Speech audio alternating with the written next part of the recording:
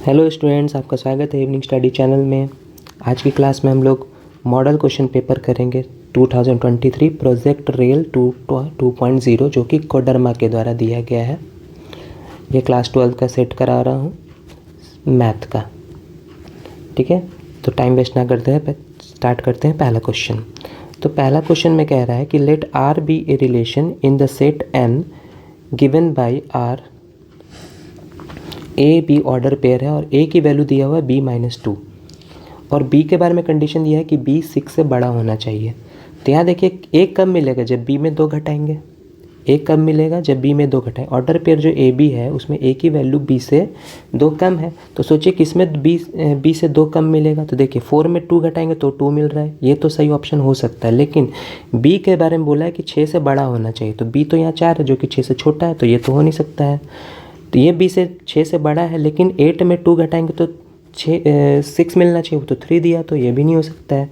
अब option number सी, 8 में 2 घटाएंगे तो क्या मिलना चाहिए, 6 मिलना चाहिए, तो ये ऑप्शन नंबर सी सही है। तो ऑप्शन नंबर सी इसका सही आंसर हो जाएगा। अब अगला क्वेश्चन कह रहा है कि ए दिया हुआ है ए बी सी, आर दिया हुआ, आर रिलेशन है, यहाँ पे लिखा हुआ है A B A C B C. पूछ रहा है कि क्या ये रिलेशन रिफ्लेक्सिव है, सिमेट्रिक है, ट्रांजिटिव है। तो देखिए पहले मैं रिफ्लेक्सिव के बारे में बता दूँ। अगर सेट ए बी सी दिया हुआ है सेट में, तो रिफ्लेक्सिव कहने का मतलब ए होना चाहिए रिलेशन में ए होना चाहिए, बी होना चाहिए और सी भी होना चाहिए, तो रिफ्लेक्सिव कहलाता है। तो ए तो है, बी सी तो है नहीं, तो रिफ्लेक्सिव तो होगा नहीं। सिमेट्रिक कहने का मतलब होता है कि अगर ए बी है तो बी भी होना चाहिए, बी सी है तो सी भी होना चाहिए। ठीक है, तो वो भी नहीं है, क्योंकि देखिए ए बी है तो बी है नहीं, तो रिफ्लेक्सिव सिमेट्रिक भी नहीं है। अब बात आती है ट्रांजिटिव। ट्रांजिटिव तब कहा जाता है जब ए बी हो, बी ए हो, ठीक है, ए बी हो, बी सी हो, तो सी ए भी एक ऐसा ऑर्डर पेयर होना चाहिए। ए बी हो, बी सी हो तो सी ए होना चाहिए। क्या ए बी है, बी सी है और ए सी भी है, सी ए बोले या ए सी बोले, ए सी होना चाहिए। ठीक है, तो ये ट्रांजिटिव बिल्कुल है ना। ए बी है, ए सी है, बी सी है, लेकिन रिफ्लेक्सिव सिमेट्रिक नहीं है। समझ गए होंगे। नेक्स्ट क्वेश्चन चलते हैं। अगला क्वेश्चन है let f x equal to x square plus x plus 7, then f zero क्या हो जाएगा। तो f zero f x equal to लिखा हुआ है x square plus x plus 7। तो एफ ज़ीरो पूछ रहा है तो ज़ीरो डाल दीजिए एफ के जगह, एक्स के जगह पे, तो क्या हो जाएगा 0 + 0 + 7, डेट इज़ क्या आ जाएगा 7 आ जाएगा। तो option number C. F N tends to N function दिया हुआ है और एफ एक्स फंक्शन जो दिया हुआ है 2x है। कहने का मतलब कि मान लीजिए ये इधर 2 सेट दिया हुआ है जो कि नेचुरल नंबर से नेचुरल नंबर की ओर है, नेचुरल नंबर से नेचुरल नंबर की ओर है, और इसके बीच जो फंक्शन दिया हुआ है वो एफ एक्स इक्वल टू दिया हुआ है 2x। F x equal to दिया है 2x। तो हम जानते हैं कि नेचुरल नंबर 1 2 3 4 5 6 सब होता है, इसमें भी 1 2 3 4 5 6 मिलेगा। तो पूछना चाह रहा है क्या ये 1 1 है, 1 मैनी 1 है, ऑन 2 है, और फंक्शन दिया 2x। तो कहने का मतलब फंक्शन में x डालेंगे तो उसका डबल करके देगा, यही वो कह रहा है ना। तो 1 का डबल पे 2 मिलेगा, 2 का डबल पे 4 मिलेगा, 3 का डबल पे 6 मिलेगा, इस तरह चलते जाएगा, 8 मिलेगा ना। तो अब पूछ रहा है क्या ये 1 1 है, 1 1 ऑन 2 है। तो देखिए 1 1 का कहानी का मतलब ये होता है कि हर a का एक यूनिक इमेज b होना चाहिए। तो देखिए 1 का 2 है, सब सारे a का मिल रहा है b, तो 1 1 तो बिल्कुल है।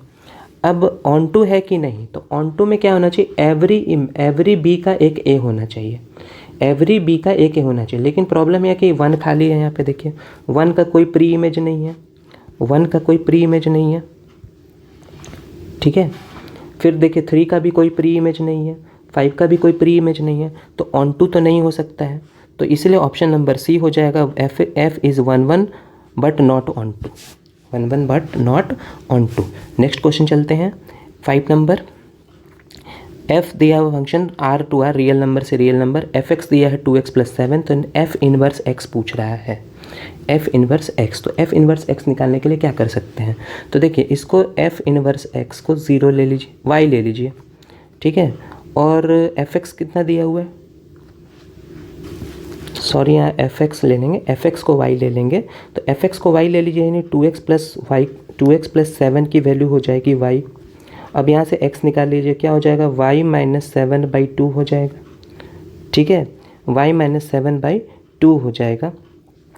तो देखिए अब f इन्वर्स x निकालना, तो ये f इन्वर्स y का वैल्यू एक तरह से है y माइनस 7/2, और f इन्वर्स x निकालना है तो y का जगह क्या हो जाएगा, x माइनस 7/2। तो f इन्वर्स x का आंसर क्या हो जाएगा, x minus 7/2, option number D. Next question, question number 6 कह रहा है find the value of tan inverse -1। tan inverse -1 का वैल्यू निकालना है। तो देखिए मैं इधर लिख रहा हूँ tan इन्वर्स -1। तो tan इन्वर्स -1 का फॉर्मूला होता है minus tan inverse 1। tan inverse minus x का माइनस tan इन्वर्स x होता है। अब माइनस tan इन्वर्स, तो 1 को मैं लिख सकता हूँ tan π/4, π/4 मैंने tan 45 में 1 आता है। और tan inverse tan theta, theta होता है, तो माइनस तो पहले से था। tan इन्वर्स थीटा क्या होता है, थीटा, ये फॉर्मूला होता है tan inverse tan theta equal to होता है थीटा। तो थीटा यहाँ कितना है, π/4, और माइनस पहले से था, तो ऑप्शन नंबर हो जाएगा बी, माइनस π/4। नेक्स्ट क्वेश्चन की ओर चलते हैं।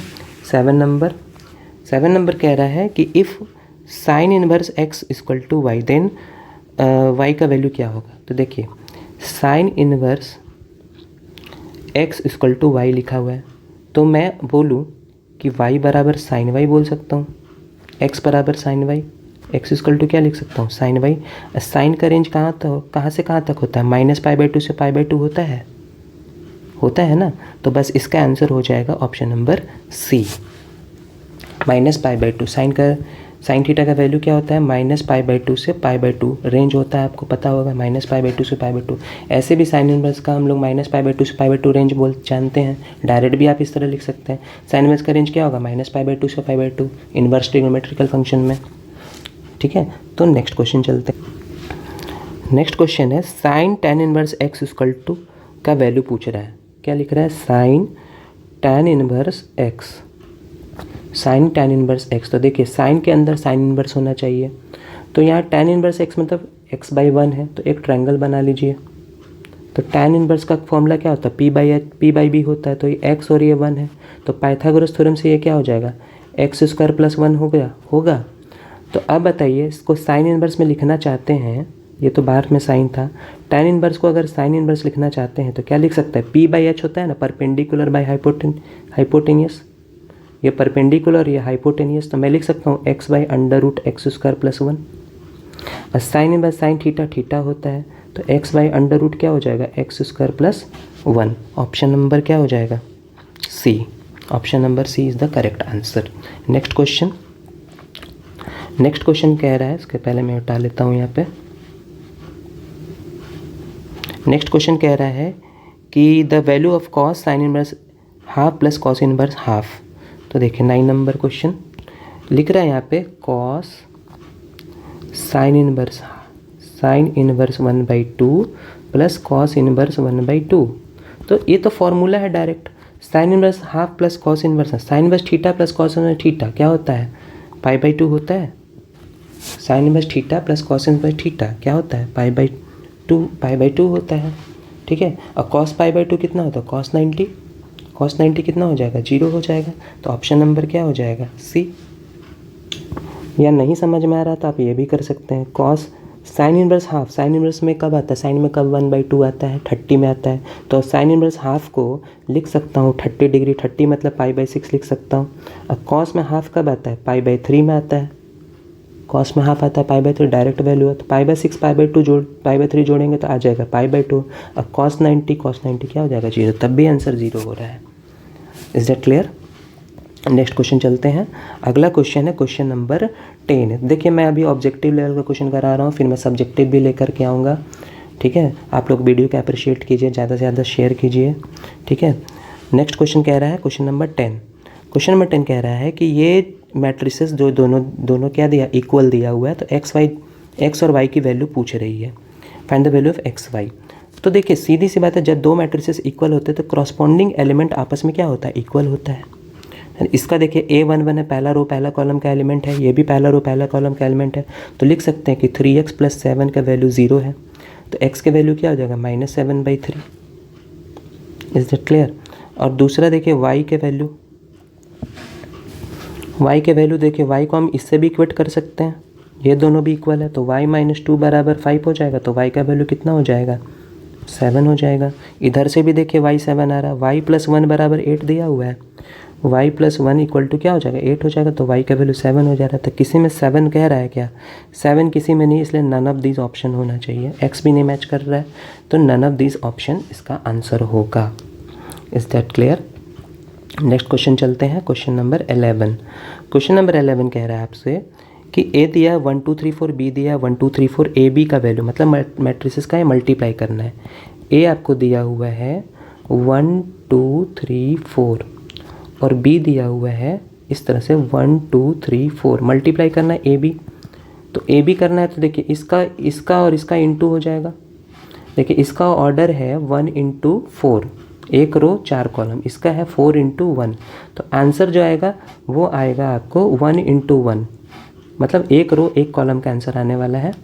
ठीक है, क्योंकि 4 4 सेम है, यहाँ पर पढ़े होंगे आप लोग। तो देखिए 1 1 जा 1 हो जाएगा, 2 से 2 ये सेकंड वाला सेकंड से इंटू हो जाएगा, 2 2 जा हो जाएगा 4 और ऐड हो जाएगा, 3 से ये 3 हो जाएगा तो ऐड हो जाएगा 9, 4 से ये 4 हो जाएगा तो ऐड हो जाएगा 16।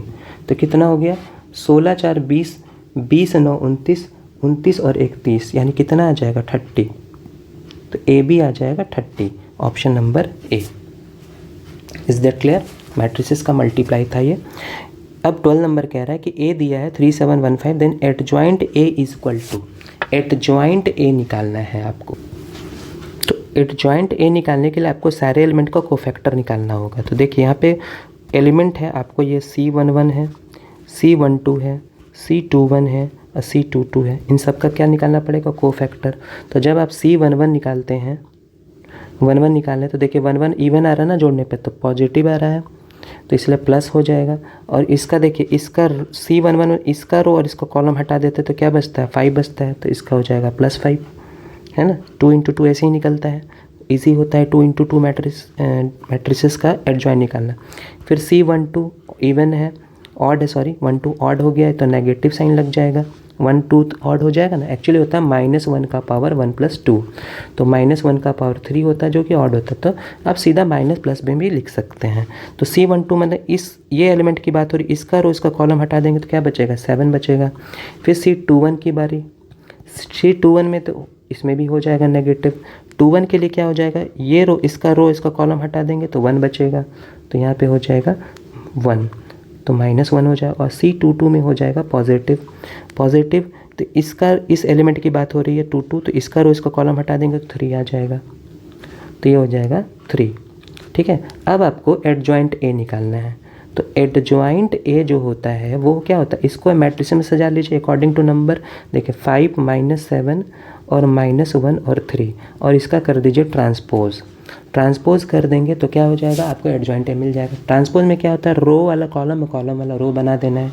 तो कोई एक कॉलम या रो पकड़ लीजिए, मैं कॉलम पकड़ रहा हूँ 5 - 1, उसको रो बना रहा हूँ 5 - 1, फिर -7 3 कॉलम है, उसको रो बना रहा हूँ, तो यही आपका हो जाएगा एडजॉइंट ए। ठीक है, तो इसका ऑप्शन अगले पेज में है। तो देखिए अगले पेज में मिलाइए, 5 - 1 -7 3, 5 - 1 -7 3, option number A. Is that clear? Next question चलते हैं, area of triangle whose vertices are. तो यहाँ पे कोऑर्डिनेट से एरिया निकालना है। तो देखिए मैं थोड़ा फॉर्मूला समझा दूँ।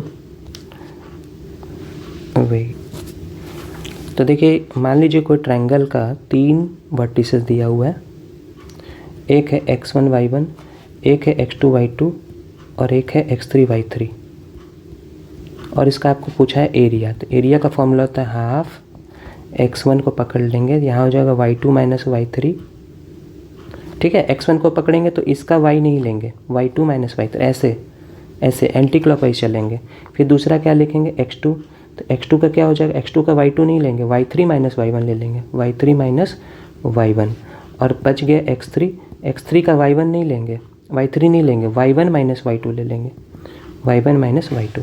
तो इस हिसाब से अब देखिए यही क्वेश्चन में मैं इसके जगह पे देखिए क्या लिखने वाला हूँ, मैं वर्टिसेस को रिप्लेस कर देता हूँ। यहाँ पर क्या दिया था, वर्टिसेस 1 0 दिया हुआ है, फिर क्या दिया 6 0 दिया हुआ है, फिर क्या दिया हुआ है 4 3 दिया हुआ है। ठीक है, तो देखिए एरिया में निकालने वाला हूँ हाफ, x1 मैंने 1 हो जाएगा, फिर क्या मैं y2 minus y3 0 minus 3 0 minus 3, फिर x2 यानी 6 y3 माइनस y1, ठीक है, यानी 3 माइनस 0 हो जाएगा। और फिर x3 मतलब हो गया 4, ये ना x3 था, x1 y1 x2 y2 x3 y3। अब ठीक, अब क्लियर हो गया होगा। x3 y3 मतलब y1 माइनस y2 यानी 0 माइनस 0। तो क्या आंसर आ जाएगा, एरिया इक्वल टू हाफ, यहाँ क्या हो जाएगा 0 माइनस 3 माइनस 3 इंटू 1 माइनस 3 हो जाएगा, 3 माइनस 0 3 6 है 18 हो जाएगा, और ये 0 माइनस 0 4 खत्म हो जाएगा। 18 में 3 गया तो 15, 18 में 3 गया तो कितना बचेगा 15, ठीक है, 18 में 3 गया तो 15, तो a बराबर हो जाएगा 15/2 यानी a का वैल्यू आ जाएगा 7.5 7.5 स्क्वायर यूनिट, ठीक है, ऑप्शन नंबर ए।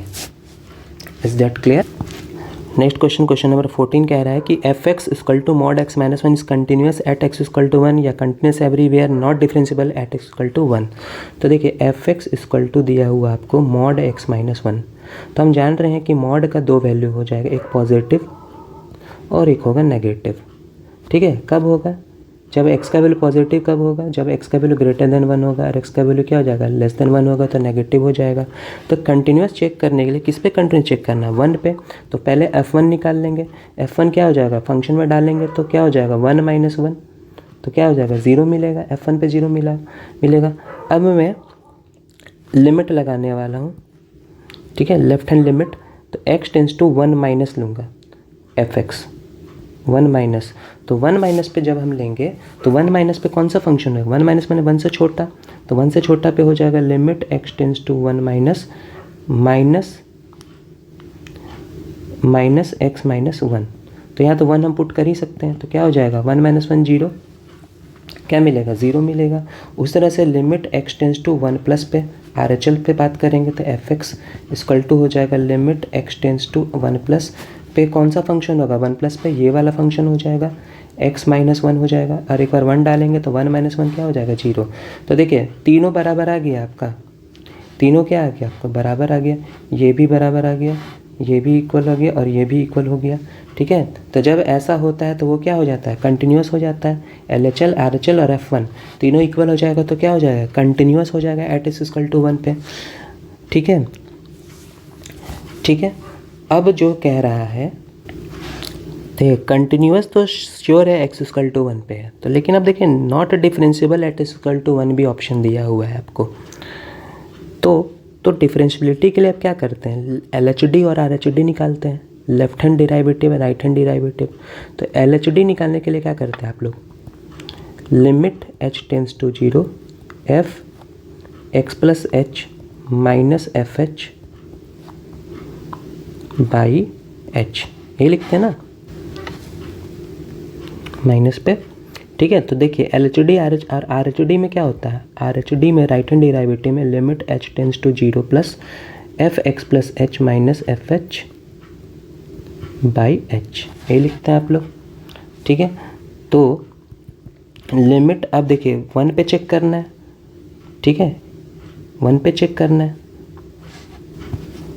तो LHD हम लोग निकालेंगे x प्लस देखिए 0 प्लस देखिए x का वैल्यू वही होता है जिस पे वो कंटिन्यू डिफरेंशियबिलिटी पूछ रहा है x इक्वल टू 1 पे, तो क्या हो जाएगा 1 प्लस एच, मैंने 1 प्लस एच डाल देंगे x के जगह पे, तो 1 प्लस एच माइनस 1 हो जाएगा, और एफ एच मतलब हो गया आपको इसके जगह पे x डालना है, क्या डालना है 1 डालना है, तो 1 माइनस 1 हो जाएगा, यहाँ पे क्या हो जाएगा 1 माइनस 1 का मॉड हो जाएगा बाई हो जाएगा h। तो देखिए यहाँ से क्या आ जाएगा 1 1 कट जाएगा, 1 1 क्या हो जाएगा कट जाएगा, ठीक है। तो क्या हो जाएगा मॉड h, यहाँ मॉड होता है माइनस 0 बाई h, यानी कि हो जाएगा limit h tends to 0 mod h by h। तो limit h tends to 0 plus मैं ले रहा हूँ, तो मॉड h का वैल्यू क्या होगा पॉजिटिव आ जाएगा, तो h बाई h हो जाएगा, ठीक है, h बाई क्या हो जाएगा h, तो जो कि क्या हो जाएगा कट के आ जाएगा -1, ठीक है। तो इसका आंसर हो जाएगा -1। तो लेफ्ट हैंड डेरिवेटिव क्या आ गया आपका -1 आ गया। उसी तरह राइट हैंड डेरिवेटिव में ज़्यादा से ज़्यादा क्या होगा राइट हैंड 0 माइनस होगा, राइट हैंड डेरिवेटिव में क्या हो जाएगा RHD में यही चीज़ हो जाएगा, बस क्या हो जाएगा limit h tends to 0 minus हो जाएगा, और यहाँ पे क्या हो जाएगा आपको मॉड एच बाई एच आएगा, लेकिन मॉड एच का वैल्यू यहाँ क्या देगा, नेगेटिव एच बाई एच, तो एच एच कट के क्या आ जाएगा, -1। सॉरी यहाँ पे -1 नहीं है, यहाँ पे 1 है, ठीक है, इसमें आएगा -1। तो यह इक्वल आया क्या, नहीं आया। ये और ये क्या आएगा, डिफरेंट आ गया, तो LHD not equal to RHD हो जाएगा, LHD not equal to RHD हो जाएगा। तो इसलिए नॉट डिफरेंशिएबल तो है। अब यहाँ पे कंटिन्यूस भी है, नॉट डिफरेंशिएबल भी है, तो मेरे हिसाब से नन ऑफ दिस आंसर इसका होना चाहिए। कंटिन्यूस भी है, नॉट डिफरेंशिएबल भी है, तो नन ऑफ दिस होना चाहिए। तो बढ़ते हैं नेक्स्ट क्वेश्चन की ओर। क्वेश्चन नंबर 15 में आपको कह रहा है कि √x plus √y equal to √a, तो dy/dx निकालना है। √x plus √y equal to लिया है √a, डिफरेंशिएट करना है dy/dx, differentiate on both side कर देंगे विथ रिस्पेक्ट टू x, ठीक है। तो √x का क्या हो जाएगा, 1/2 √x, √y का क्या हो जाएगा, 1/2 √y, और y का हो जाएगा dy/dx। √a कांस्टेंट, उसका डिफरेंशिएशन क्या हो जाएगा, 0 हो जाएगा। तो 1/2 √y dy/dx इक्वल टू क्या हो जाएगा, -1/2 √x। 2 यहाँ से क्या हो जाएगा, कैंसिल आउट हो जाएगा, √y वहाँ चला जाएगा, तो dy/dx इक्वल टू क्या हो जाएगा, -√y/√x, -√y/√x, option number C. Okay, next question है क्वेश्चन नंबर 16। तो क्वेश्चन नंबर 16 कह रहा है आपसे कि x equal to 80 square, x equal to 80 square equal to y equal to 280 d2y/dx square निकालना है। x इक्वल टू लिखा हुआ है x equal to 80 square, y equal to 280 d2y/dx। तो ये देखिए ये क्या है, पैरामेट्रिक फॉर्म है, तो dx/dt निकालेंगे यहाँ से, तो क्या हो जाएगा a और 2t स्क्वायर का क्या हो जाएगा 2t। उस तरह y का निकालेंगे, dy/dt निकालेंगे, तो क्या हो जाएगा 2a और t का 1 हो जाएगा। तो अब पैरामेट्रिक फॉर्म लगाएंगे, dy/dx इक्वल टू क्या हो जाता है, dy/dt इंटू dt/dx, dt/dx। तो dy/dt क्या है 2a, और dt/dx इसको उल्टा कर देंगे तो 1/2a 2at हो जाएगा। 2a कट गया तो क्या आ गया, 1/t आ गया, 1/t हो जाएगा आंसर, ठीक है। ये आया dy/dx, बट मुझे इसका डबल डिफरेंशिएशन पूछ रहा है, d2y/dx स्क्वायर। तो 1/t का डिफरेंशिएशन क्या होता है, 1/t का डिफरेंशिएशन होता है -1/t स्क्वायर, -1/ क्या होता है t स्क्वायर, और t का डिफरेंशिएट करेंगे तो क्या हो जाएगा dt/dx आएगा। t का भी तो डिफरेंशिएट होगा, यहाँ तो डिफरेंशिएशन x के रिस्पेक्ट में हो रहा है, तो t का क्या हो जाएगा dt/dx। अब dt/dx देखिए हम लोग निकाल के बैठे हैं, वह देखिए 1/280 है ना, यहाँ यूज किए हैं ना, तो क्या हो जाएगा -1/t स्क्वायर, और dt/dx को लिख देंगे 1/280, तो डेट इज हो जाएगा -1/2a t का पावर 3, 2a t का पावर 3 d2y/dx स्क्वायर। तो option number B is the correct answer. Next question पे चलते हैं। नेक्स्ट क्वेश्चन कह रहा है कि 70 नंबर कि y equal to tan inverse ये दिया हुआ है, तो dy/dx निकालना है। तो देखिए y इक्वल टू लिखा हुआ है tan inverse 3x minus x³ by 1 minus 3x square. तो देखिए ये फॉर्मूला की दिख रहा है tan 3 थीटा, तो इसमें देखिए x को tan थीटा मान लेंगे थोड़ा देर के लिए। y इक्वल टू क्या हो जाएगा, tan inverse 3 tan theta minus tan³ theta by 1 minus 3 tan square theta, ठीक है। तो y इक्वल टू, तो tan इनवर्स ये देखिए tan 3 थीटा का ये फॉर्मूला है, tan 3 थीटा का क्या है फॉर्मूला है, ये 3 tan theta minus tan³ theta by 1 minus 3 tan square theta. तो y equal to tan inverse tan 3 theta क्या हो जाएगा 3 थीटा आ जाएगा, पढ़े होंगे tan inverse tan theta theta होता है, ठीक है। अब थीटा यहाँ से निकाल लीजिए, थीटा यहाँ से क्या निकलेगा tan इनवर्स x निकलेगा, ठीक है। तो y बराबर हो जाएगा यहाँ पे 3 tan इनवर्स x। अब आप डिफरेंशिएट कर दीजिए, तो dy/dx बराबर क्या होगा 3, और tan इनवर्स का डिफरेंशिएशन क्या होता है 1/1 प्लस एक्स स्क्वायर होता है। तो फाइनली आ गया 3/1 plus x square. Option number A 3/1 plus x square. Is that clear. Next question की ओर चलते हैं, क्वेश्चन नंबर 18। क्वेश्चन नंबर 18, तो 18 में देखिए 18 में कह रहा है आपसे कि y equal to cos log x then dy/dx निकालना, डिफरेंशिएशन का क्वेश्चन है। y इक्वल टू लिखा हुआ है cos cos log x, cos log x.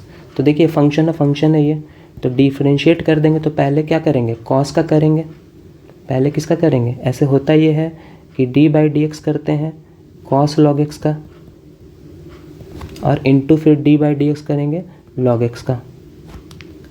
समझ पा रहे होंगे आप लोग, लॉग एक्स है ना, ये ना फंक्शन होता है।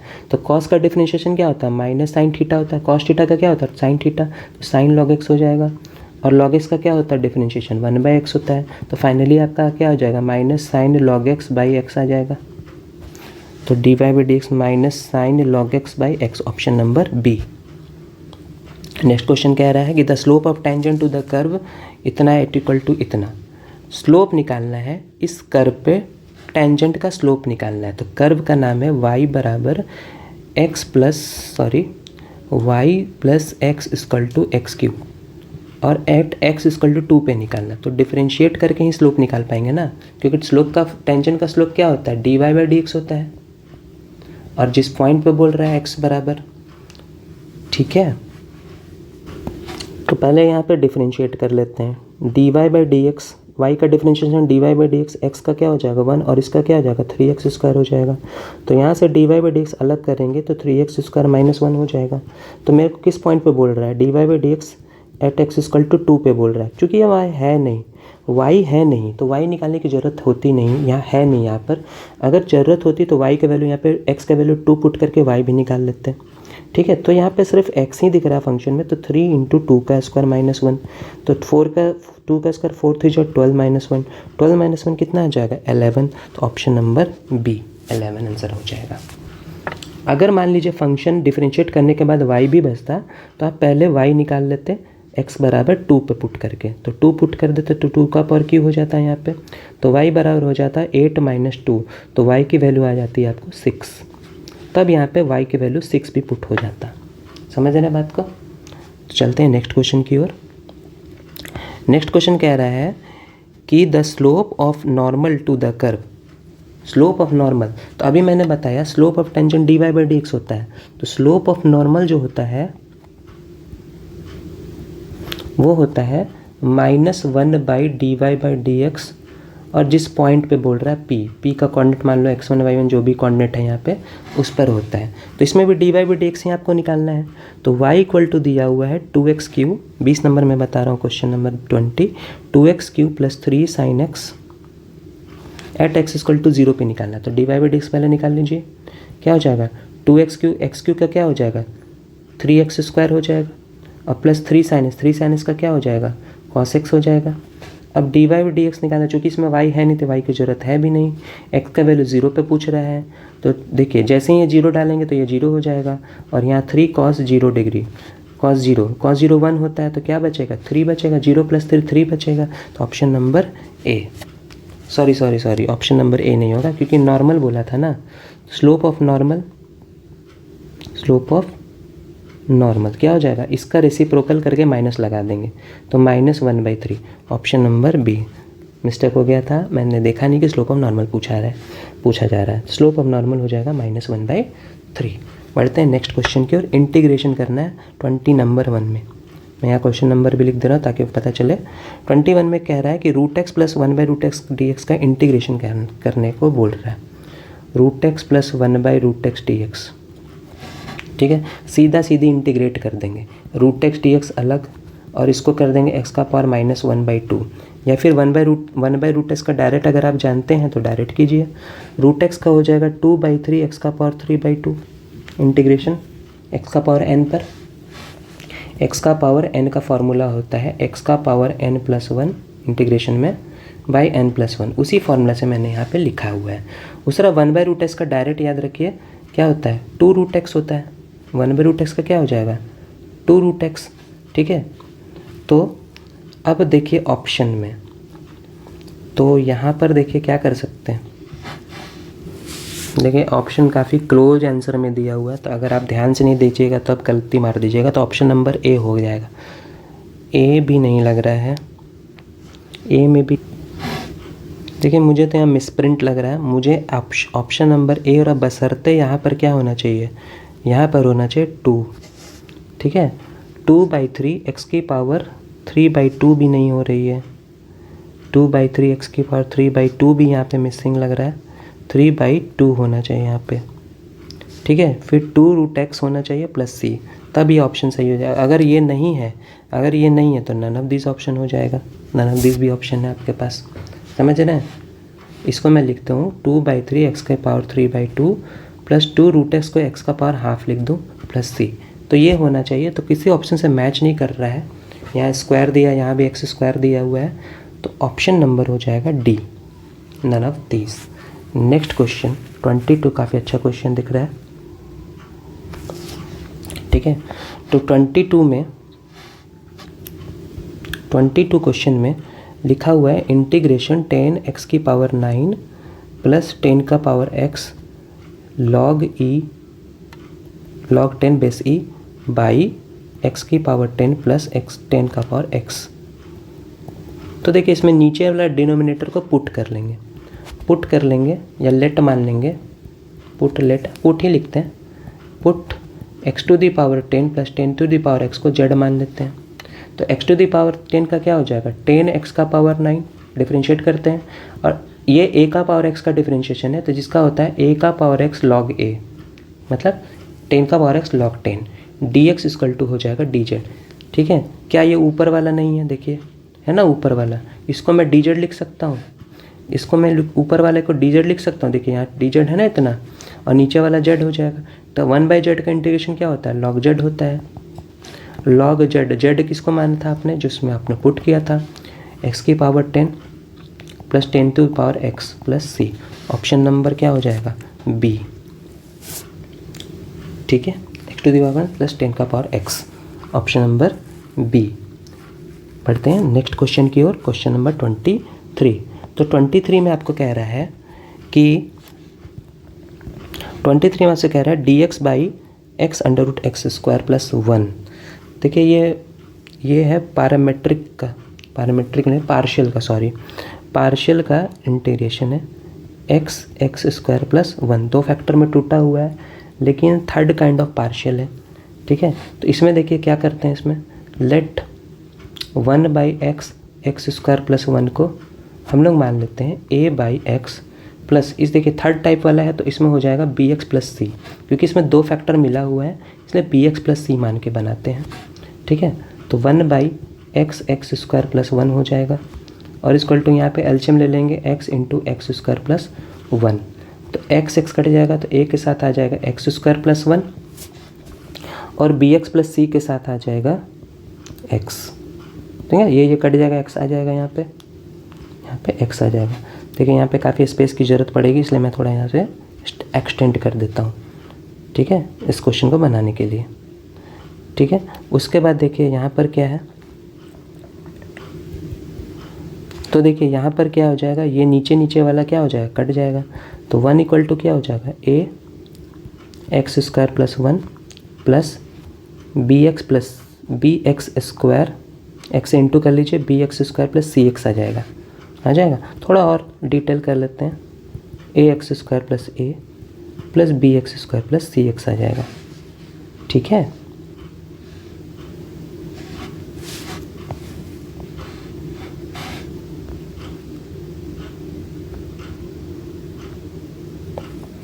ठीक है, तो यहाँ पे अब ए बी सी का वैल्यू निकालने के लिए पहले आप क्या कर दीजिए, देखिए यहाँ तो एक का वैल्यू एक्स का वैल्यू 0 भी अगर हम डाल देते हैं इस इक्वेशन में, यहाँ से x इक्वल टू 0 डालते हैं तो क्या मिलेगा, 1 मिलेगा।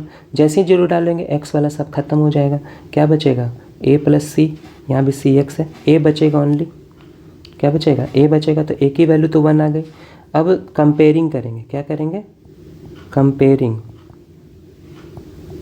कंपेयरिंग क्या, coefficient of x square x, comparing coefficient of x square x and constant term, 3 की ज़रूरत होगी नहीं, 2 में ही निकल जाएगा आपको। एक्स स्क्वायर का कोफिशिएंट इस तरफ क्या है, कुछ नहीं है, 0। इधर एक्स स्क्वायर का कोफिशिएंट क्या होना है, a और b, a plus b equal to 0, तो a की वैल्यू क्या हो गई माइनस b, या b की वैल्यू माइनस a, b की वैल्यू क्या हो गई माइनस a, तो b कितना हो जाएगा, a तो 1 आया, तो b का वैल्यू कितना हो जाएगा -1 आ जाएगा, बी का वैल्यू क्या हो जाएगा -1। अब सी निकालने के लिए एक और चीज़ हम लोग यहाँ पर ऐड करेंगे। सी का वैल्यू के लिए कांस्टेंट टर्म कंपेयर करेंगे तो इस तरफ कांस्टेंट टर्म क्या आ रहा है 1 आ रहा है और इस तरफ कांस्टेंट टर्म क्या है a प्लस सी है। a प्लस क्या है c, a का वैल्यू तो 1 है, a का वैल्यू क्या है 1, तो c का वैल्यू कितना हो जाएगा 0 आ जाएगा। c का वैल्यू क्या आ गया 0। अब देखिए अब आपका आंसर आसानी से आ जाएगा। देखिए मैं यहाँ पे कर रहा हूँ, यहाँ पे करके दिखा रहा हूँ। देखिए इसी का हम लोग क्या करते हैं इंटीग्रेट कर देते हैं ना यहाँ पर। तो मतलब integration a by x plus integration b x plus c by x square plus 1, यही ना करते हैं। तो a की वैल्यू क्या आई थी 1 आई थी, तो मैं इंटीग्रेशन हो जाएगा 1/x dx हो जाएगा। उस तरफ बी एक्स प्लस सी में ये दोनों में बढ़ जाता है तो b के साथ हो जाएगा x/x स्क्वायर प्लस 1 और c के साथ हो जाएगा c/x स्क्वायर प्लस 1। तो c का वैल्यू तो 0 आया था, देखिए मैं दिखा रहा हूँ c का वैल्यू कितना आया था 0, तो ये तो हो गया 0, ख़त्म इसका कहानी। b का वैल्यू -1 आ गया, तो b का वैल्यू जैसे ही यहाँ पे क्या डाल दीजिए -1 डाल दीजिए, ठीक है ना, मतलब यहाँ माइनस हो जाएगा। तो बताइए इसका इंटीग्रेशन क्या हो जाएगा log x होता है, इसका इंटीग्रेशन क्या हो जाएगा माइनस क्या हो जाएगा, इसको पुट कर लेंगे एक्स स्क्वायर प्लस 1 को z मान लेंगे तो 2x dx equal to dz हो जाएगा। तो x dx इक्वल टू क्या हो जाएगा dz बाई 2। तो x dx ऊपर में दिख रहा है ना, इसको क्या लिखेंगे dz बाई 2 लिख देंगे और ये z हो जाएगा। इसका इंटीग्रेशन करना है मुझे, ठीक है। तो यहाँ देखिए मैं दिखा रहा हूँ, थोड़ा इधर उधर हो गया, स्पेस की कमी है यहाँ पर, थोड़ा बड़ा क्वेश्चन दे दिया है ये। तो log x equal to -1/2 log z हो जाएगा, ठीक है। तो log x -1/2 log z, z को क्या माना है एक्स स्क्वायर प्लस 2 माना है, प्लस 1 माना है, तो log x स्क्वायर प्लस 1। तो इसमें देखिए इस क्वेश्चन में चैलेंजिंग यही था कि a और b का वैल्यू क्या आएगा। अगर आपको a b का वैल्यू मिल गया तो डायरेक्ट ऑप्शन मार सकते हैं, तो ऑप्शन नंबर हो जाएगा a, ठीक है। फिर भी इसको आपको बनाना ही पड़ेगा पूरा, क्योंकि आपको b नहीं मालूम है कि आपका 1/2 आएगा कि -1/2 आएगा ऑप्शन के अकॉर्डिंग। Is that clear? तो बढ़ते हैं नेक्स्ट क्वेश्चन की ओर। नेक्स्ट क्वेश्चन नंबर 24 एक इंटीग्रेशन का ये भी क्वेश्चन है। dx बाई क्या लिखा हुआ है आपको एक्स स्क्वायर -6x प्लस 13। तो ये मेथड ऑफ कंप्लीटिंग वाला है, ठीक है। तो एक्स स्क्वायर, इसको देखिए 2ab लिखना है 6x को, तो देखिए माइनस तो रखना ही पड़ेगा। 2a क्या रखेंगे, a तो आपका x है तो a हो गया x। b ऐसा रखिए कि 6 आना चाहिए तो 3 रखेंगे तब ना 6 आएगा, तो ये b हो गया। तो कंप्लीटिंग करने के लिए b का स्क्वायर फिर -b का स्क्वायर, ये हम एक्स्ट्रा ऐड करते तो एक्स्ट्रा सब्ट्रैक्ट भी करेंगे और प्लस 13 पहले से है, समझ रहे हैं। ये एक्स्ट्रा ऐड किया तो ये सब्ट्रैक्ट भी किया, तो यहाँ तक क्या फॉर्मूला बन जाएगा देखिए a square -2a plus b square, a minus b का होल स्क्वायर लिखेंगे इसको, और इसका क्या हो जाएगा -9 प्लस 13 में 9 गया तो कितना बचेगा dx बाई x -3 का होल स्क्वायर। 13 में 9 गया तो कितना बचेगा 4 बचेगा। 4 को 2 का स्क्वायर लिख सकते हैं, dx बाई x -3 का होल स्क्वायर प्लस 2 का स्क्वायर, ठीक है। अब ये इसका फॉर्मूला क्या होता है, x square plus a square का फॉर्मूला है dx by x square plus a square, इसका होता है 1/a tan inverse x by a, तो x -3/2 1/a tan inverse x by a, यही ना फॉर्मूला होता है x square plus a square का, ठीक है। तो ऑप्शन नंबर, तो ऑप्शन के लिए थोड़ा नीचे पेज पे जाना पड़ेगा, तो 1/2 tan inverse x -3/2 option number ए। 23 का आंसर हो गया, 24 का ऑप्शन हो गया ऑप्शन नंबर ए। तो बढ़ते हैं नेक्स्ट क्वेश्चन की ओर। Next question number 25। तो 25 में भी आपको इंटीग्रेशन करना, बट ये डेफिनेट इंटीग्रेशन है। डेफिनेट इंटीग्रेशन में 0 से 2/3 लिखा हुआ आपको, और यहाँ पे लिखा हुआ है dx by 4 plus 9x square. तो देखिए ये भी उसी तरह का क्वेश्चन है जब भी मैंने बताया। प्रॉब्लम है यहाँ पे कॉफिशिएंट 9 है, तो ये 9 आपको हटाना पड़ेगा।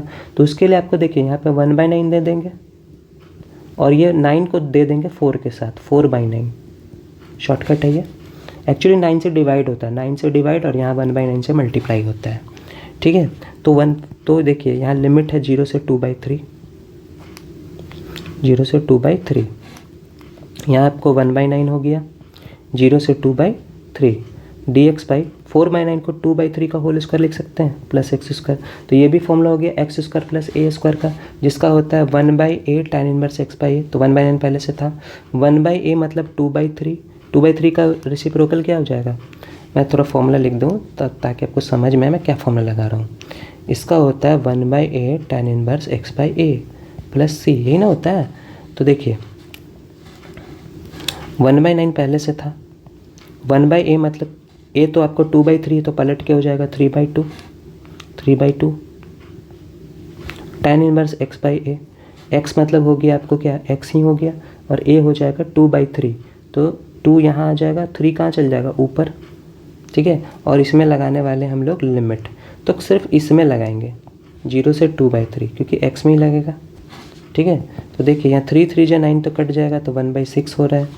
अब यहाँ पे upper limit minus lower limit, upper limit minus lower limit, एक बार upper limit tan inverse x की जगह 2/3 डाल देंगे, 2/3, तो 2 पहले से था, 3 यहाँ से आ गया, और एक बार डालेंगे tan इनवर्स x का वैल्यू 0, तो ये 0 हो जाएगा, समझ रहे हैं, 0 हो जाएगा। देखिए 3 3 यहाँ से कट गया, 2 2 कट गया, तो 1/6, तो बच रहा है tan inverse 1, tan inverse 1 minus tan inverse 0, ये बच रहा है आपको। तो 1/6 tan इनवर्स 1 कितना हो जाएगा, π/4 होता है, और tan इनवर्स 0 क्या हो जाएगा, 0 हो जाएगा, तो डैट इज़ हो जाएगा π/24। ऑप्शन नंबर 6 4 से 24 हो जाएगा, ऑप्शन नंबर सी आ रहा है आंसर। बढ़ते हैं नेक्स्ट क्वेश्चन की ओर। अगला क्वेश्चन 26 कह रहा था the order of the differential equation, order पूछ रहा है, तो ऑर्डर कैसे बताते हैं, इसमें डिराइवेटिव का आप देखिए, सब देखिए y है, इसका ये सिंगल डिफरेंशिएशन है, फिर ये डबल डिफरेंशिएशन, यही डिराइवेटिव आपका, तो यही ऑर्डर हो जाएगा। कितना डिराइवेटिव है, d2y/dx² है, तो सेकंड डिराइवेटिव है, तो सेकंड ऑर्डर हो गया, ऑर्डर क्या हो गया सेकंड। और अगर डिग्री पूछता है तो इसका पावर क्या है 1 है ना, हायर ऑर्डर का पावर को हम लोग डिग्री बोलते हैं, तो डिग्री 1 हो जाता। बट यहाँ पे ऑर्डर पूछा है, तो question option number 2। Question number 27 कह रहा है आपसे कि which are the following differential equation y equal to c1 e का पावर x c2 e का power minus as a general solution, मतलब इस किसका जनरल सॉल्यूशन है, ठीक है। Which are the following differential equation y equal to c1 e का power x c2 e का power minus as a general solution, किसका जनरल सॉल्यूशन है, ये आपसे पूछा जा रहा है। तो कर देंगे डिफरेंशिएशन, क्योंकि डबल डिफरेंशिएशन पर है, यहाँ पर है। तो देखिए यहाँ पे थोड़ा y बराबर लिखा हुआ है c1 e to the power x plus c2 e to the power minus x, ये दिया हुआ है, तो डिफरेंशिएट कर दीजिए, dy/dx इक्वल टू क्या हो जाएगा, c1 e का पावर x आ जाएगा, और e का पावर माइनस x का डिफरेंशिएशन क्या होता है, माइनस में लगेगा, तो यहाँ माइनस c2 e का पावर माइनस x हो जाएगा। फिर डबल डिफरेंशिएशन कर देंगे, तो फिर से लग जाएगा c1 e का पावर x, और फिर यहाँ माइनस का क्या हो जाएगा, उल्टा प्लस हो जाएगा c2 e का पावर माइनस x, और ये y ही था, देखिए यही y था कि नहीं, तो मैं इसको y लिख सकता हूँ d2y/dx², बस आंसर आ गया, d2y/dx² minus y equal to 0, तो ऑप्शन नंबर हो जाएगा b. Is that clear. Next question चलते हैं, क्वेश्चन नंबर 28 कह रहा है कि the integrating factor of the differential equation, तो इंटीग्रेटिंग फैक्टर किसमें होता है, लीनियर डिफरेंशियल इक्वेशन में होता है। तो x dy/dx माइनस y, पहले ये फॉर्म में देखना फॉर्म में लिखा हुआ है कि नहीं, तो फॉर्म में यहाँ पे कोफिशिएंट नहीं होता है, ये आपको हटाना पड़ेगा, तो x को भेज देंगे, x से डिवाइड कर देंगे बोथ साइड, तो क्या आ जाएगा माइनस y/x हो जाएगा इक्वल टू 2x² x हो जाएगा, x से एक x कट जाएगा। तो आप लोग पढ़े होंगे इतना, तो आप लोग एग्ज़ाम देने जा रहे हैं तो पढ़े होंगे, ये py बराबर q इस फॉर्म में होता है लीनियर डिफरेंशियल इक्वेशन। तो p के जगह आपको दिख रहा है, p के जगह दिख रहा है -1/x दिख रहा है, तो इंटीग्रेटिंग फैक्टर तो इसी से निकलता है IF, e का पावर इंटीग्रेशन p dx, ये निकलता है ना, p dy हो जाएगा, सॉरी p dx ही था, सॉरी p dx ही होगा, ठीक है। तो e का पावर हो जाएगा integration -1/x dx, -1/x dx, ठीक है। तो -1/x dx का मतलब हो गया e का पावर -log x, इंटीग्रेशन तो हो चुका, तो e का पावर -log x हो जाएगा। तो e का पावर -log x का आगे में जो -1 है वो पावर में ले जाएंगे, ठीक है, क्या ले जाएंगे पावर में, ई का पावर लॉग एक्स का पावर -1। तो ई का पावर लॉग एक्स का एक्स होता है, एक्स का पावर -1, एक्स का पावर माइनस इसको क्या लिख सकते हैं 1/x लिख सकते हैं। तो ऑप्शन नंबर हो जाएगा सी 1/x। समझ रहे हैं, माइनस लॉग एक्स का माइनस कहाँ चल जाएगा, एक्स का पावर में चला जाएगा। और हम जानते हैं ई का पावर लॉग एक्स को एक्स ही बोलते हैं, तो एक्स का power -1 1/x। Is that clear. चलते हैं क्वेश्चन नंबर 29 पे। तो क्वेश्चन नंबर 29 कह रहा है कि इफ़ ए वेक्टर दिया हुआ है, बी वेक्टर दिया हुआ है, the magnitude of a plus B का मैग्नीट्यूड। तो ए और ए वेक्टर आपको दिया हुआ है क्या, I cap plus J cap plus K cap दिया हुआ है। बी वेक्टर आपको दिया हुआ है I cap plus 2j cap plus 3k cap. तो a प्लस बी का मॉड निकालना है आपको। तो a प्लस बी पहले तैयार कर लीजिए, जोड़ दिए दोनों को, आई क्या हो जाएगा 2i कैप, 2j और एक j हो गया 3j कैप हो जाएगा, 3k और एक हो जाएगा 4k कैप हो जाएगा। तो a प्लस बी वेक्टर का मॉड निकालना है। क्या निकालना है, मॉड। तो मॉड के लिए क्या हो जाएगा 2 का स्क्वायर प्लस 3 का स्क्वायर प्लस 4 का स्क्वायर, ये ना होता है मॉड। आई कैप का coefficient x square plus y square z square x1 जो भी है, कॉप्शेंट का सम कर देते हैं स्क्वायर करके। तो 4 + 9 + 16, 16 9 25 + 4 यानी कितना हो जाएगा √29 हो जाएगा, √29 option number A. Is that clear. Next question number 30 चल रहे हैं। Question number 30। तो 30 कह रहा है तो let the vectors A and B vector such that mod A 1 दिया, मॉड बी 2/√3 दिया है। तो ए क्रॉस बी वैक्टर जो है, A cross B vector is unit vector. ठीक है यहाँ पे, ठीक है, A vector and B vector such that mod A = 1 mod B = 2/√3। मतलब मॉड ए का वैल्यू दिया है 1, मॉड बी का वैल्यू दिया है 2/√3। ठीक है, तो ए cross B is a unit vector. A cross B कह रहा है कि वो यूनिट वैक्टर है।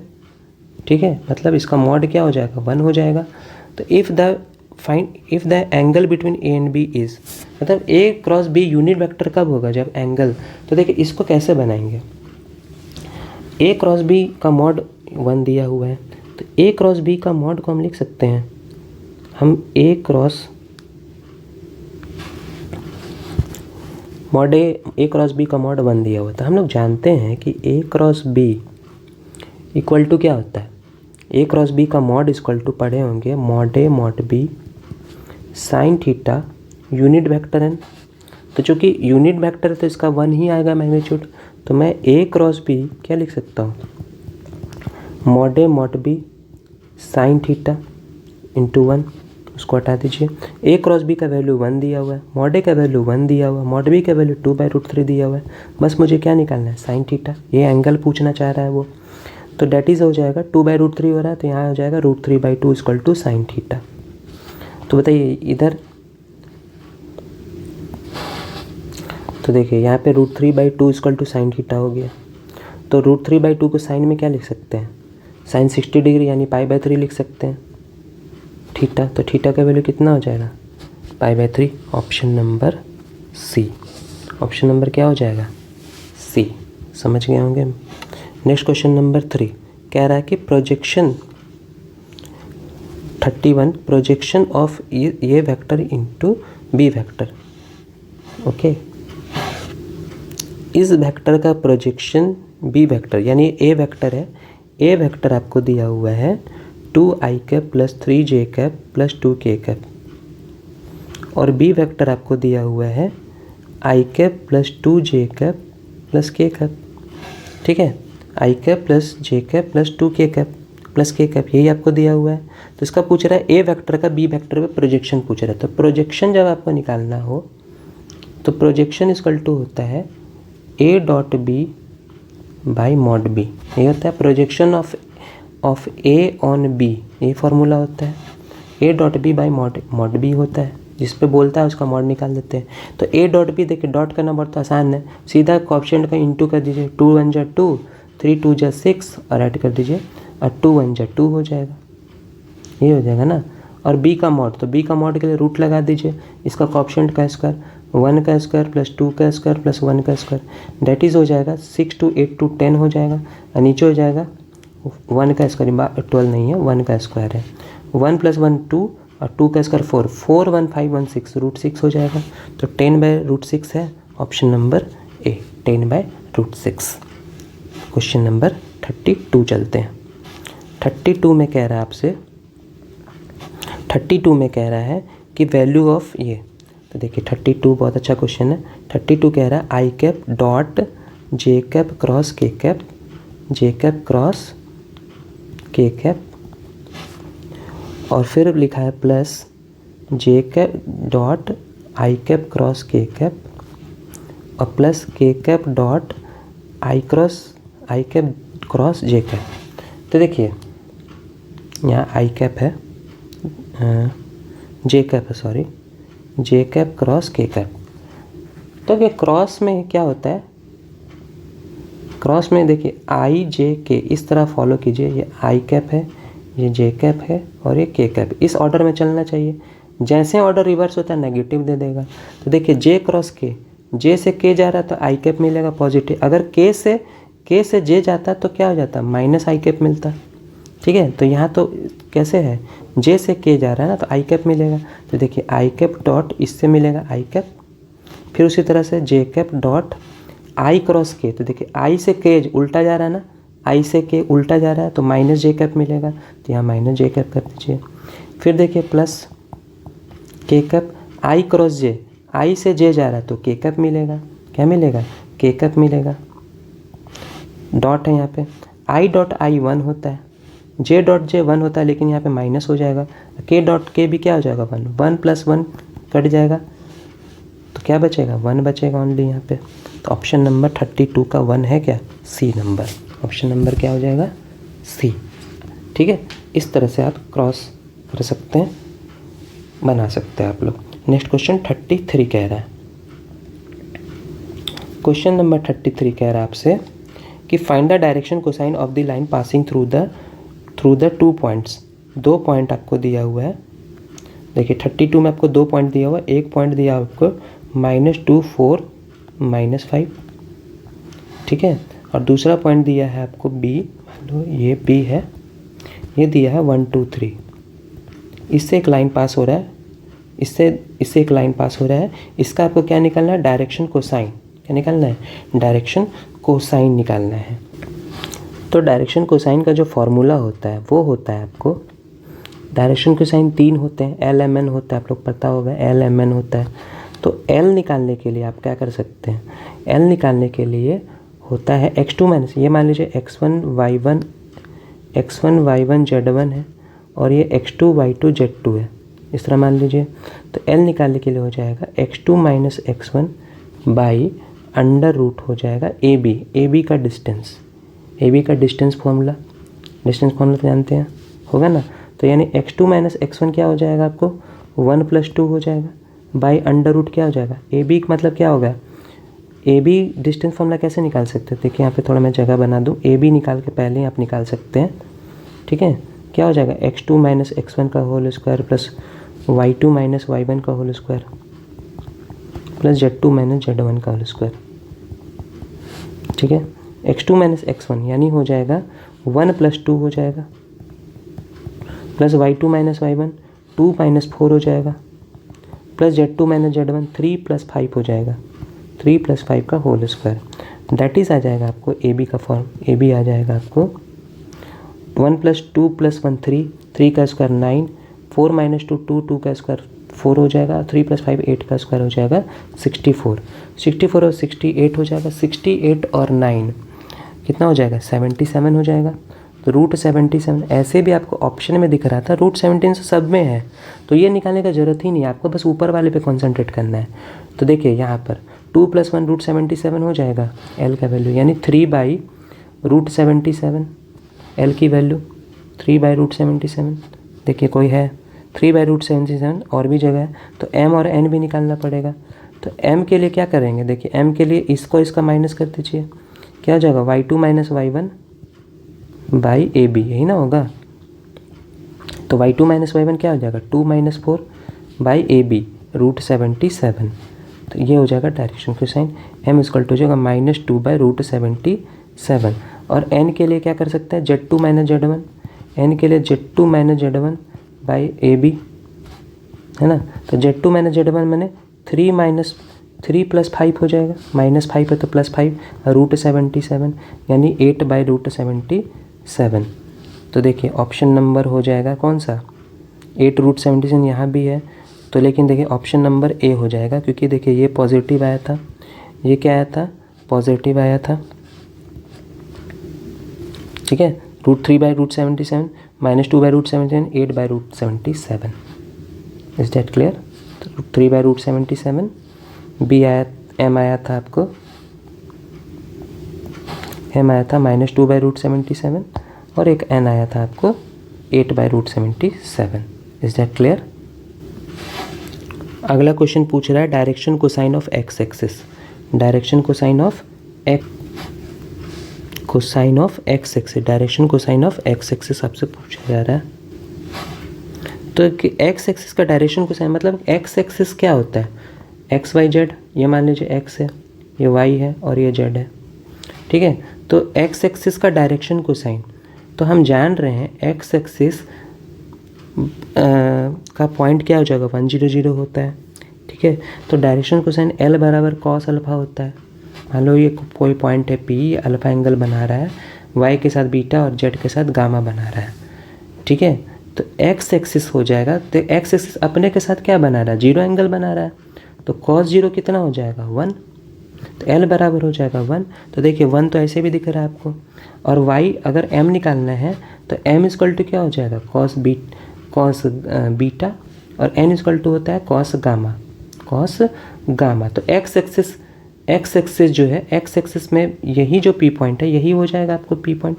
तो ये Y एक्सिस के साथ 90 बना रहा है, Z एक्सिस का तो क्या बना रहा है, 90 बना रहा है। तो M बराबर cos 90, तो cos 90 क्या होता है 0, एंड N बराबर भी हो जाएगा cos 90, तो N बराबर क्या हो जाएगा 0, यानी LMN यानी 1 0 0, ऑप्शन नंबर 1।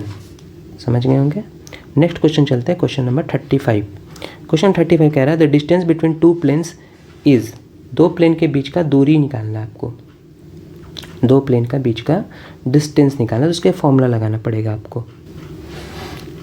देखिए दूसरा प्लेन जो है, डिस्टेंस बिटवीन 2 प्लेन्स आपको निकालना है, डिस्टेंस बिटवीन 2 प्लेन्स, ये प्लेन दिया हुआ है और एक दूसरा प्लेन दिया है, लेकिन देखिए इसमें 2 कॉमन आ रहा है ना, 2 4 6 में, तो मैं इसको लिख सकता हूँ 2x + 3y + 4z, और 2 यहाँ से काट दूंगा तो 6 हो जाएगा। तो देखिए 2x + 3y + 4z यहाँ भी आ गया, तो ये आपका कहलाएगा D1 और ये आपको कहलाएगा D2। तो इसका जो डिस्टेंस होता है वो होता है mod D1 - D2 by √a² + b² + c², ये फार्मूला होता है। तो D1 - D2 मतलब 6 - 4 कर दो या 4 - 6 कर दो, मॉड है तो नेगेटिव तो आ नहीं सकता है। अब a + b + a² + b² + c² मतलब a आपको हो गया 2 3 4, यहाँ भी देखिए 2 3 4 है, क्योंकि 2 प्लेन आपस में पैरेलल ही होगा, इसलिए दोनों का ABC क्या आएगा, सेम आ जाएगा। तो 2² + 3² + 4², 6 - 4 2 हो जाएगा, 2² कितना हो जाएगा 4, 3² 9 और ये 16 हो जाएगा, 16 9 25 4 29, तो 2/√29 हो जाएगा, ऑप्शन नंबर B 2/√29, फॉर्मूला ये रहा, ठीक है। Next question, angle between 2 planes पूछा जा रहा है आपसे, 2 प्लेन का बीच का क्या पूछा जा रहा है, एंगल पूछा जा रहा है। उसके लिए भी फॉर्मूला है, द एंगल बिटवीन 2 प्लेन्स। देखिए 2 प्लेन के बीच का जो एंगल निकालना होता है उसका फॉर्मूला होता है, मान लीजिए 2 प्लेन दिया आपको, a1x + b1y + c1z और प्लस d = 0, और दूसरा मान लीजिए दिया हुआ है a2x + b2y, यहाँ पे स्मॉल कर दो, a1 a2 + b2y + c2z + d1 और ये d2 = 0। तो इसका बीच का अगर एंगल निकालना है तो cos थीटा = होता है a1 a2 + b1 b2 + c1 c2 by √, ये मॉड होगा यहाँ पे, ठीक है, बाई √, हो जाएगा a1² + b1² + c1², फिर √ हो जाएगा a2² + b2² + c2²। ठीक है, तो इसी पर आप सेट कीजिए। देखिए cos theta equal to A1 A2 दिख रहा है 2 into 3 plus B1 B2 1 into -6 plus C1 C2 -2 into -2 का मॉड बाई अंडर रूट क्या हो जाएगा A1 स्क्वायर यानी 2 का स्क्वायर प्लस 1 का स्क्वायर प्लस -2 का स्क्वायर हो जाएगा, प्लस इसका कोएफिशिएंट का स्क्वायर 3 का स्क्वायर -6 का स्क्वायर 6 का स्क्वायर ही हो जाएगा, -2 का स्क्वायर 2 का स्क्वायर ही हो जाएगा। तो कॉस थीटा इक्वल टू क्या हो जाएगा 2 3 या 6 6 1 जा -6 और प्लस -2 इंटू 4 हो जाएगा। यहाँ पे मॉड 6 ऐसे भी कट रहा है तो 4 ऊपर में दिख रहा है क्या, तो देखिए ऑप्शन यही वाला होना चाहिए। फिर भी √21 कन्फर्म करेंगे। 4 1 5 4 9 सॉरी 4 4 8 1 9 √9 आ जाएगा। 4 हो जाएगा 2 का स्क्वायर 4 36 4 40 40 9 49। ठीक है, तो कॉस थीटा इक्वल टू यहाँ पे बच रहा है 4 √9 का हो जाएगा 3 √9 का क्या हो जाएगा 3। देखें यहाँ पे कॉस थीटा इक्वल टू यहाँ पे 4 हो जाएगा √9 का 3 और इसका हो जाएगा 7 3 से 7 3 जो 21, तो थीटा बराबर हो जाएगा कॉस इनवर्स 4/21 ऑप्शन नंबर ए।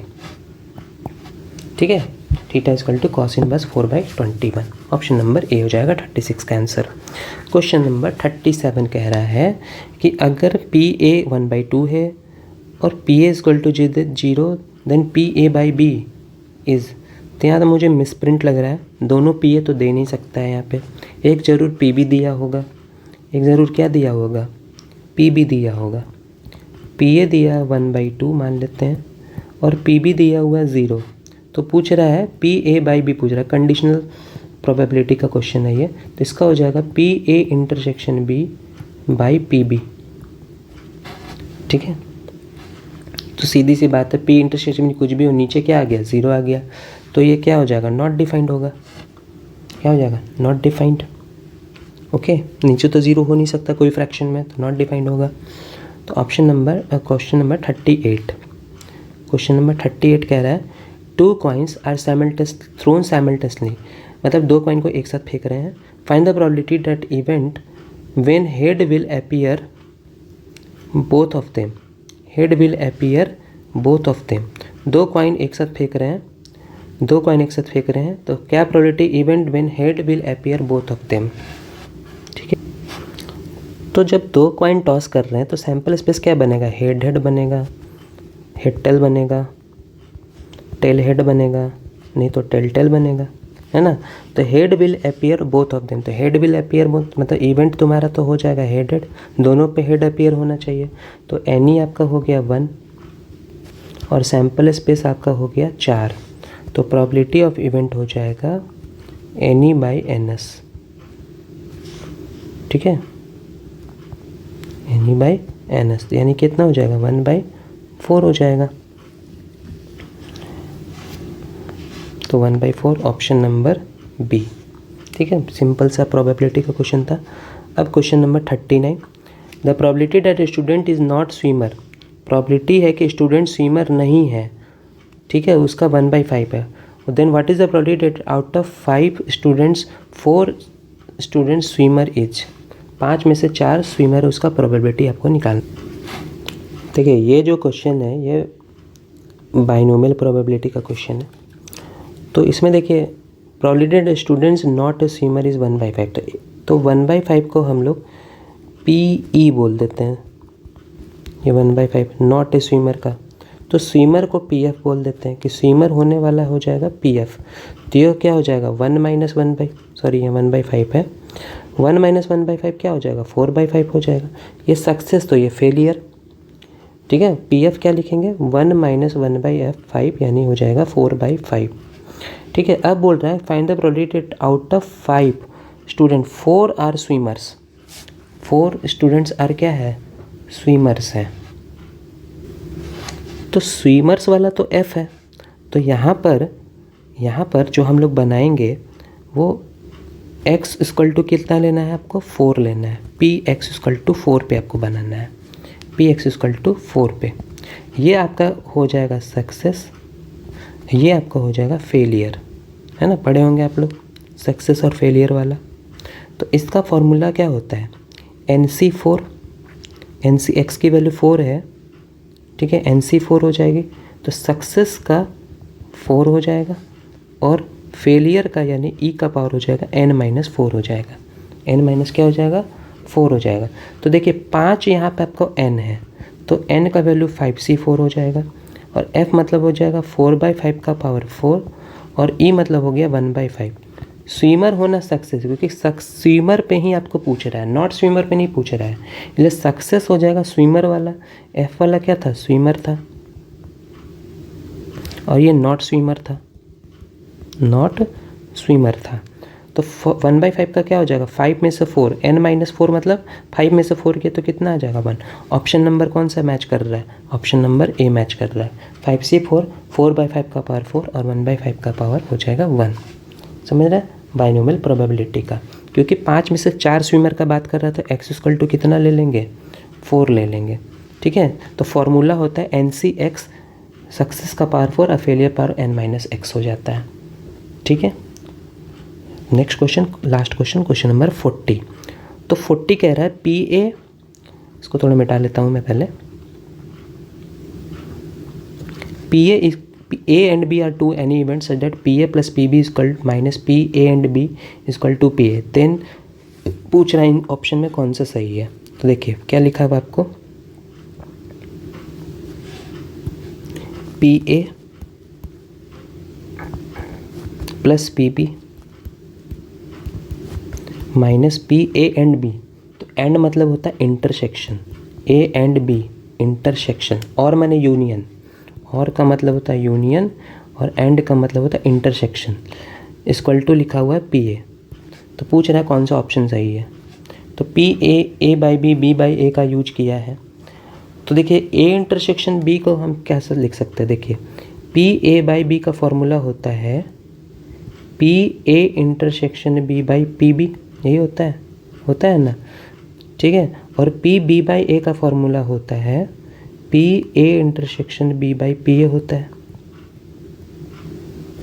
है, ठीक है। तो यहाँ पे आप क्या कर सकते हैं, देखिए यहाँ से PA तो कैंसिल हो जाएगा, बच गया PB = minus P intersection B, उधर चला जाएगा प्लस होने के लिए। अब P इंटरसेक्शन B को क्या लिख सकते हैं, देखिए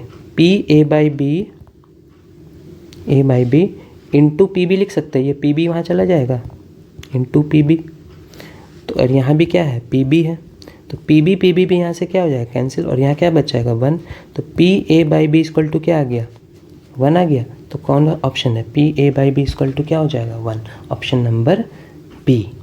तो ये रहा आपका सेट 1 का 40 क्वेश्चन मल्टीपल चॉइस MCQ, ठीक है। तो नेक्स्ट वीडियो में मैं क्या लाऊंगा, सेट 2 का MCQ लाऊंगा और एक और वीडियो बनाऊंगा जिसमें सब्जेक्टिव वाला जो सेट है वो लेकर आऊँगा।